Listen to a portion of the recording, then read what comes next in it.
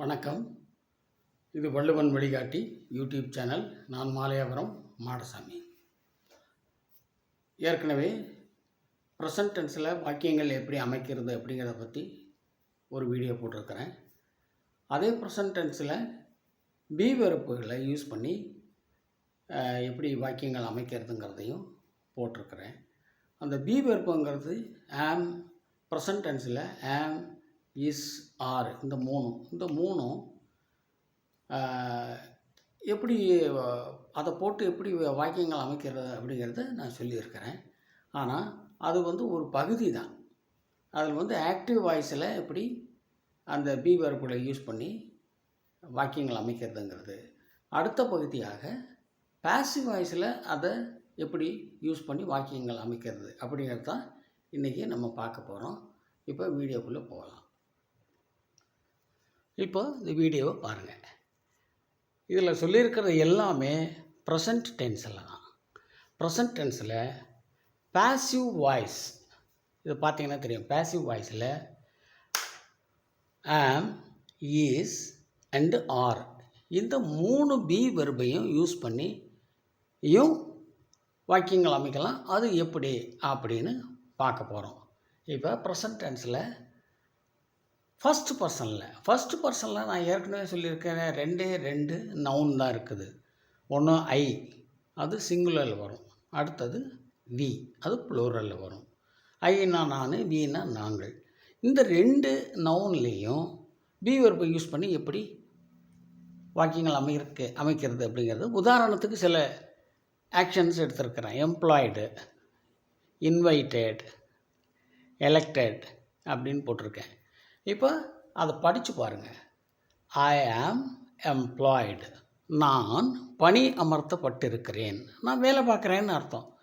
அமர்த்தப்பட்டிருக்கிறேன் அப்படின்னா அது செயற்பாட்டு வினை, அதுதான் பாசிவ் வாய்ஸு. நான் இன்னொருத்தருக்கு வேலை கொடுக்குறேன் அப்படின்னாக்க அது செய்வினை. நான் இன்னொருத்தருக்காக வேலை பார்க்குறேன் அப்படின்னா செயற்பாட்டு வினை, அதுதான் செயற்பாட்டு வினைங்கிறது தான் பாசிவ் வாய்ஸு. ஸோ இந்த ஐ ஆம் எம்ப்ளாய்டு இது போல் வேறு வார்த்தைகள் போட்டு அதே தான் வரும். எதை போட்டாலும் இந்த ஆம் தான் வரும். ஐ ஆம் எம்ப்ளாய்டு, ஐ ஆம் இன்வைட்டட், ஐ ஆம் எலெக்டட், இதுக்கெல்லாம் தமிழில் எப்படி சொல்கிறோங்கிறதையும் அதில் போட்டிருக்கிறேன், பார்த்துங்க. இப்போ ப்ளூரலில் நவுன் என்னது?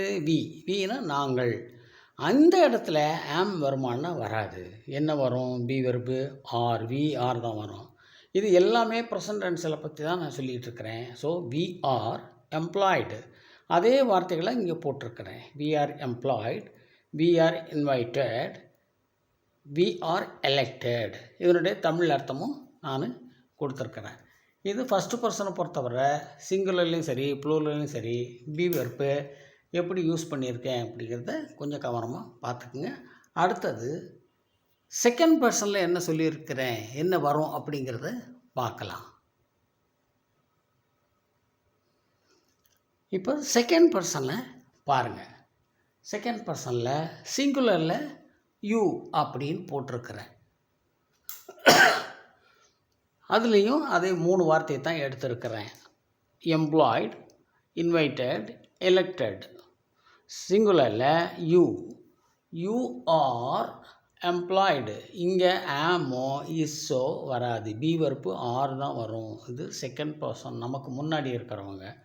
இந்த யூ எதை குறிக்கிறதுனா தமிழில் நீ, ஒரு ஆளை குறிக்கிறதுனால நீன்னு போட்டிருக்குது தமிழில். யூ ஆர் எம்ப்ளாய்டு, நீ பணி அமர்த்தப்பட்டிருக்கிறாய்.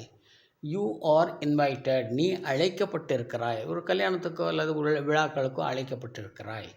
யூ ஆர் எலெக்டட், நீ தேர்ந்தெடுக்கப்பட்டிருக்கிறாய். காலேஜில்னா யூனியன் சேர்மனாக அந்த மாதிரி, அல்லது எலெக்ஷனில் என்னென்ன ஜெயிக்கிறது அந்த மாதிரியெல்லாம். யூ ஆர் எலெக்டட், நீ தேர்ந்தெடுக்கப்பட்டிருக்கிறாய். இப்போ இது செகண்ட் பர்சனில் சிங்குலரில். ப்ளூரலில் பார்த்தீங்கன்னா அதே யூ தான் போட்டிருக்கிறேன். இது பல இடங்களில் சொல்லியிருக்கிறேன். செகண்ட் பர்சனில் நீ அப்படிங்கிறதுக்கும் நீங்களுங்கிறதுக்கும் ஒரே ஒரு வார்த்தை தான் இருக்குது, அதுதான் you. Again the same thing. You are employed, you are invited, you are elected. ஆனால் தமிழில் பார்த்திங்கன்னா சிங்குலரில் நீன்னு சொல்லியிருப்பேன், ப்ளூரலில் நீங்கள் அப்படின்னு சொல்லியிருப்பேன். இது ப்ரெசன்ட் டென்ஸில் பாசிவ் வாய்ஸில் செகண்ட் பர்சனில் பி வெர்பை யூஸ் பண்ணி எப்படி வாக்கியங்கள் அமைக்கிறது அப்படிங்கிறதுக்கு உதாரணத்துக்கு தான் கொடுத்துருக்குறேன். இதில் உங்களுக்கு தெரிஞ்ச வார்த்தை எதை வேணாலும் போட்டுக்கலாம். பேசிவ் வாய்ஸுங்கிறதுனால இங்கே வர்றது பாஸ்ட் பார்ட்டிசிபிள் தான் வரும். இதில் ப்ரெசன்ட் டென்ஸு வரவே வராது. அடுத்தது தேர்ட் பர்சனில் பார்ப்போம்.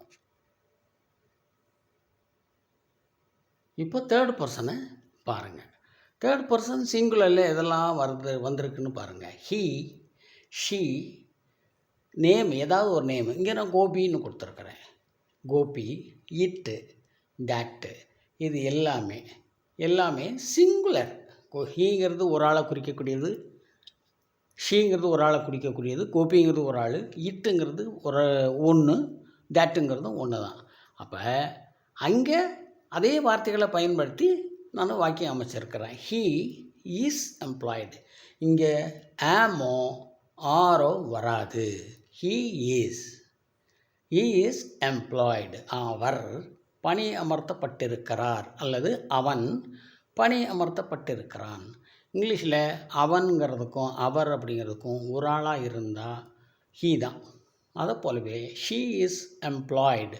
அவள் ஒரு ஆளாக இருந்தாலும் சரி, ஒரு ஆளாக இருந்தால் அவள்னு சொல்லலாம் அல்லது அவர்னு சொல்லலாம். இப்போ பெண்களை அவள், அப்போ பெரியவங்களெல்லாம் அவள்னு சொல்ல முடியாது, அது மரியாதை இல்லாமல் போயிடும். அதனால் அவர்னு சொல்லியிருக்கிறேன் இங்கே.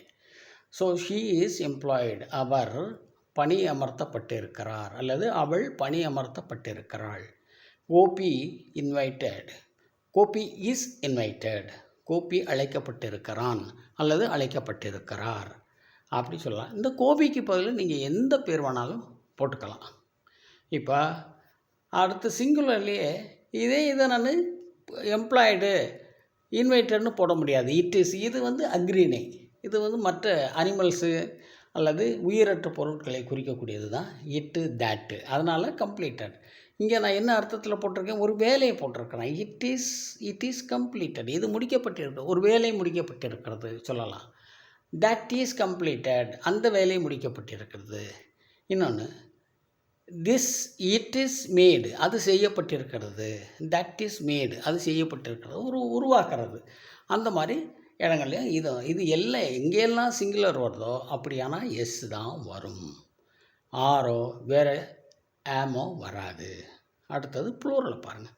ப்ளூரலில் இதுக்கெல்லாம் சேர்த்து மோர் தென் ஒன் பர்சன், ஒரு ஆளுக்கு மேலே இருந்தால் அவங்கள தேன்னு சொல்லலாம். 2 பேராக இருக்கலாம், 3ஆக இருக்கலாம், 300, 3000, 3 லட்சம், எவ்வளோ வேணாலும் சரி, தே அப்படின்னு வரும். இது தேங்கிறது ஆளுகளை குறிக்கிறது.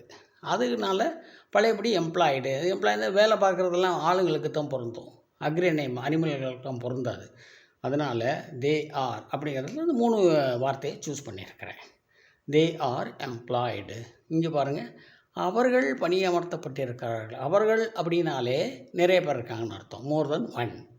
அந்த மாதிரி இடத்துல பி வெர்பு ஆர் தான் வரும். தே ஆர் இன்வைட்டட், அவர்கள் அழைக்கப்பட்டிருக்கிறார்கள். தே ஆர் எலெக்டட், அவர்கள் தேர்ந்தெடுக்கப்பட்டிருக்கிறார்கள். இப்போ இது அடுத்தது ப்ளூரல்லையே இங்கே எப்படி இட்டு தட்டு வந்ததோ அதே மாதிரி இதனுடைய ப்ளூரல் தீஸு தோஸு. அதுக்கு பதில் தீஸ் ஆர் சென்ட், இவைகள் அனுப்பப்பட்டிருக்காங்க. தீஸுங்கிறத எது வேணாலும் வச்சுருக்கலாம். ஒரு தபாலே வச்சுக்கோங்களேன், லெட்டரு. அதை லெட்டர் நிறைய லெட்டர் இருந்தான்னா லெட்டர்கள், இங்கே லெட்டர்ஸ்னு போட்டாலும் கரெக்டாக வரும். Letters are sent. இப்போ அப்படி சொல்லாமல் தீஸ்னால் அவைகள் அனுப்பப்பட்டிருக்கின்றன. அவைகள் தே ஆர் சோல்டு, அவைகள் விற்கப்பட்டு விட்டன. ஏதாவது விற்கிற பொருளாக இருந்ததுனாக்க அவைகள் விற்கப்பட்டிருக்கின்றன. இவ்வளோ தான். இந்த ப்ரெசன்ட் டென்ஸில் பாசிவ் வாய்ஸில் பி வெர்பை யூஸ் பண்ணியும் ஆம், இஸ், ஆர் இதுவும் வரும். வேறு சில இடங்களில் வரும், அது அடுத்த வீடியோவில் நான் போடுறேன். எங்கன்னாக்கா கேள்வி கேட்குற இடங்களில் வரும். அதனுடைய விளக்கம் அடுத்த வீடியோவில் நான் போடுறேன். இதை நீங்கள் ஃபாலோ பண்ணுங்கள். இப்போ நான் சொல்லி கொடுத்துருக்குற இது எல்லாமே பேசிக்ஸ் தான். இது எல்லாம் நீங்கள் தெரிஞ்சுக்கிட்டிங்கன்னா நீங்கள் ஒரு முழுசாக நீங்களே ஒரு இங்கிலீஷில் லெட்டர் எழுதுறதோ அல்லது பேசுகிறதோ உங்களால் பண்ண முடியும். ஸோ பேசிக் இது தான். இதை நல்லா தெரிஞ்சுக்கங்க. அடுத்த வீடியோவும் பாருங்கள். இது பிடிச்சிருக்கும்னு நினைக்கிறேன். பிடிச்சா லைக் பண்ணுங்கள், ஷேர் பண்ணுங்கள், சப்ஸ்கிரைப் பண்ணலைன்னா சப்ஸ்கிரைப் பண்ணுங்கள். அடுத்த வீடியோவில் பார்க்கலாம். தேங்க்யூ.